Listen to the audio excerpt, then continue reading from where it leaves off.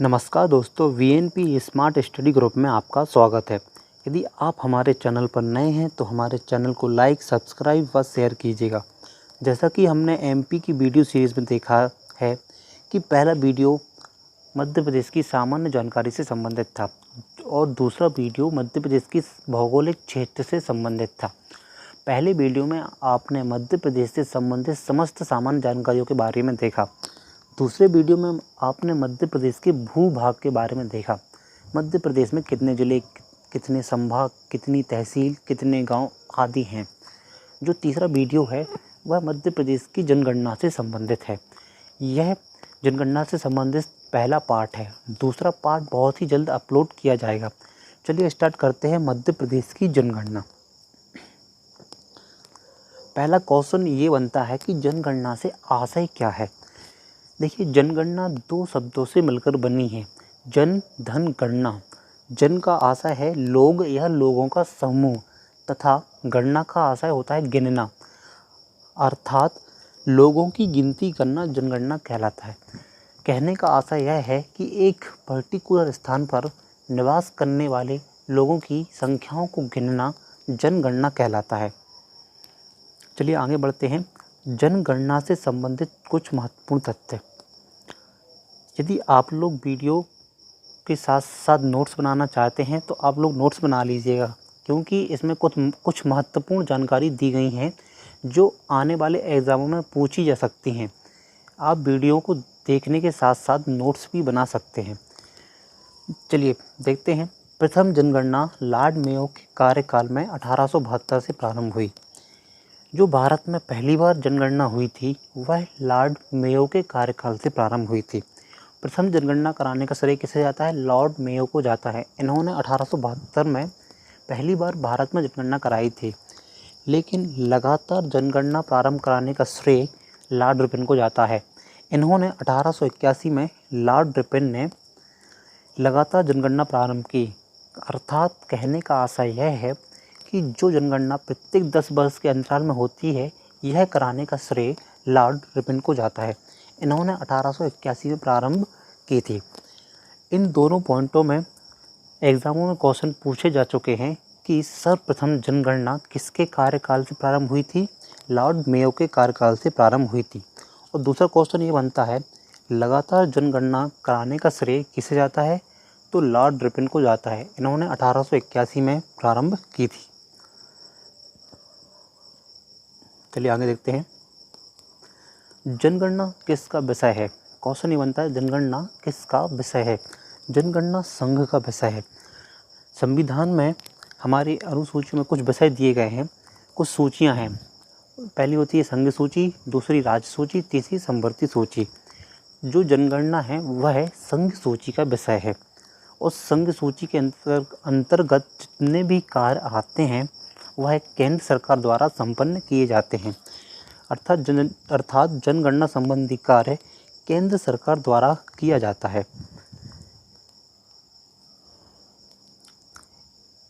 ये दोनों पॉइंट बहुत ही महत्वपूर्ण हैं। आप इनको नोट कर लीजिएगा कि जनगणना किसका विषय है? संघ का।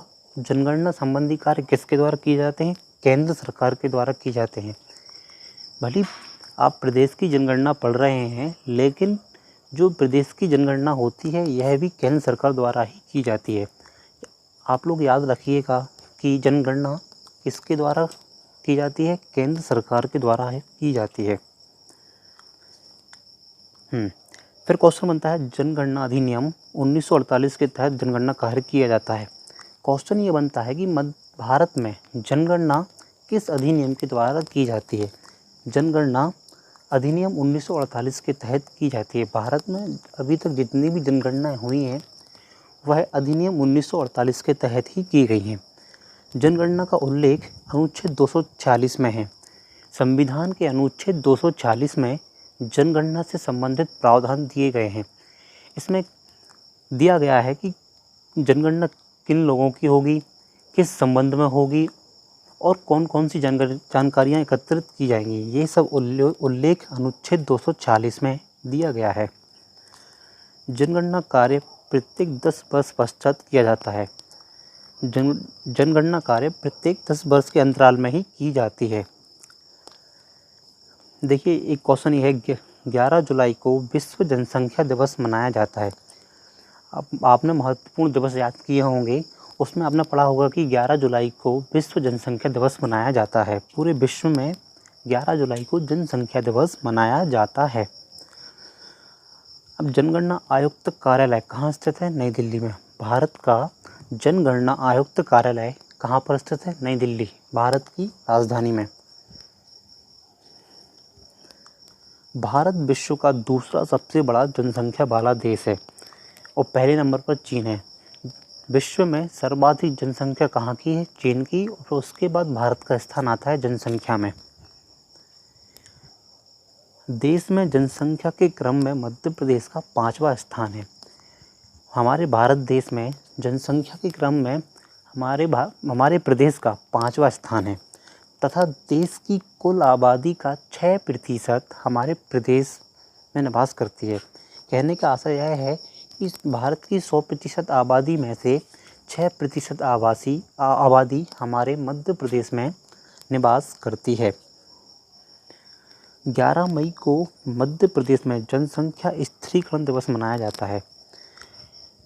देखिए इन दो दिनांकों को सबसे ज़्यादा कंफ्यूज होता है, 11 मई व 11 जुलाई। 11 जुलाई को विश्व जनसंख्या दिवस मनाया जाता है और 11 मई को जनसंख्या स्थिरीकरण दिवस मनाया जाता है। मध्य प्रदेश सरकार द्वारा जनसंख्या को नियंत्रित करने के लिए 11 मई को जनसंख्या स्थिरीकरण दिवस मनाया जाता है।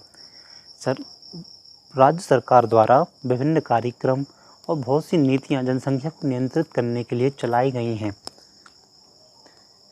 जो यह जनगणना हुई थी 2011 की, वह मध्य प्रदेश की 6वीं तथा भारत की यह 15वीं जनगणना थी। जो 2011 में जनगणना हुई थी वह भारत देश की 15वीं तथा प्रदेश की 6वीं जनगणना थी। जनगणना 2011 के अंतिम आंकड़े। 2011 में जो जनगणना हुई थी उसके जो आंकड़े आए थे वो देखते हैं प्रदेश में क्या आंकड़े थे। देखिए मध्य प्रदेश में क्या आंकड़े थे जनसंख्या के। जनसंख्या का आशय क्या होता है? प्रदेश में निवास कर रहे लोगों से होता है, ठीक है। 2011 में जो आंकड़े आए थे उसमें प्रदेश की जनसंख्या थी वह 7,26,26,809 थी। इस जनसंख्या में पुरुष व महिलाओं की गिनती होती है। विशेष रूप से जनसंख्या में पुरुष व महिलाओं की गिनती होती है। इसमें बच्चे बूढ़े सभी को शामिल किया गया था।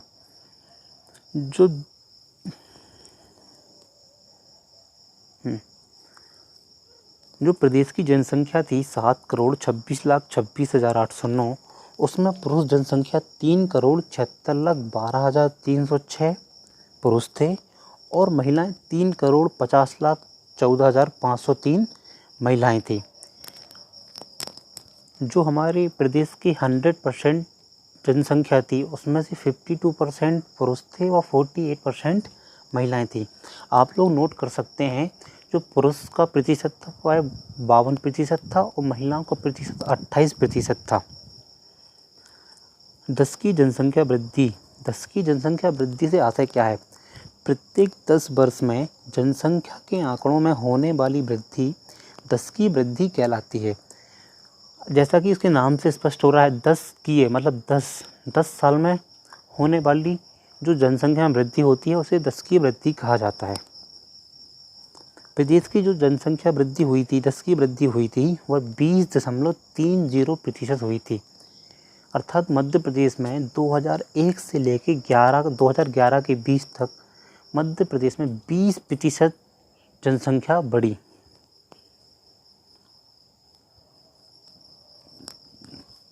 जो 10 की वृद्धि हुई थी उसमें ग्रामीण क्षेत्र में 18.42% बढ़ी थी और शहरी क्षेत्र में 20.69% जनसंख्या वृद्धि हुई थी। अब कुछ महत्वपूर्ण बिंदु पर बात करते हैं। अधिकतम जनसंख्या वृद्धि करने वाले जिले। ऐसे क्वेश्चन पेपर में पूछे जाते हैं कि सर्वाधिक जनसंख्या किस जिले की है? किस देश ने सर्वाधिक जनसंख्या वृद्धि की? कौन सा जिला परिवार कल्याण कार्यक्रम में प्रथम आया? ऐसे क्वेश्चन बहुत सारे बनते हैं। अधिकतम जनसंख्या वृद्धि करने वाले जिले 3 जिले थे, इंदौर, झाबुआ, भोपाल। इंदौर में 32.9% जनसंख्या वृद्धि हुई, झाबुआ में 30.7% वृद्धि हुई और भोपाल में 28.6% जनसंख्या वृद्धि हुई।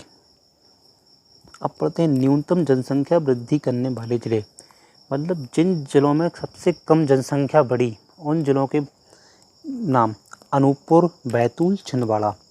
अनूपपुर में 12.3% जनसंख्या वृद्धि हुई थी, फिर बैतूल में 12.9% हुई थी और छिंदवाड़ा में 13.1% हुई थी। जनसंख्या घनत्व। जनसंख्या घनत्व से आशय प्रति इकाई किलोमीटर में निवास करने वाली जनसंख्या के माप से होता है। कहने का आशय यह है कि प्रति 1 किलोमीटर में निवास कर रहे लोगों की संख्या को जनसंख्या घनत्व कहा जाता है। मध्य प्रदेश का जो जनसंख्या घनत्व था वह 236 था। 2011 में मध्य प्रदेश का जनसंख्या घनत्व 236 था। सर्वाधिक जनसंख्या घनत्व वाला जिला कौन सा है? भोपाल। सर्वाधिक जनसंख्या घनत्व वाला जिला भोपाल है। अर्थात कहने का आशय है सबसे सघन आबादी कहाँ पर है? भोपाल में है। वहाँ 1 किलोमीटर में 855 लोग निवास करते हैं। और न्यूनतम जनसंख्या घनत्व वाला जिला कौन सा है? न्यूनतम जनसंख्या घनत्व वाला जिला डिंडोरी है। यहाँ 1 किलोमीटर के क्षेत्र में सिर्फ 94 लोग निवास करते हैं। जनसंख्या घनत्व में ओवरऑल मध्य प्रदेश का 23वां स्थान है। कहने का आशय यह है कि ओवरऑल से मतलब यह है कि राज्य और केंद्र शासित को मिलाकर, राज्य और केंद्र शासित प्रदेशों को मिलाकर मध्य प्रदेश का जनसंख्या घनत्व में 23वां स्थान है और जनसंख्या घनत्व में राज्यों में 17वां स्थान है। मतलब मध्य प्रदेश का सिर्फ राज्यों में 17वां स्थान है और केंद्र शासित प्रदेशों और राज्यों को मिलाकर मध्य प्रदेश का 23वां स्थान है। यहाँ पर हमारा जनगणना से संबंधित पहला पार्ट समाप्त होता है। सेकंड पार्ट बहुत ही जल्द अपलोड किया जाएगा। Thank you for watching this video. यदि आप लोगों के लिए वीडियो पसंद आया हो तो वीडियो को लाइक, सब्सक्राइब व शेयर कीजिएगा। धन्यवाद।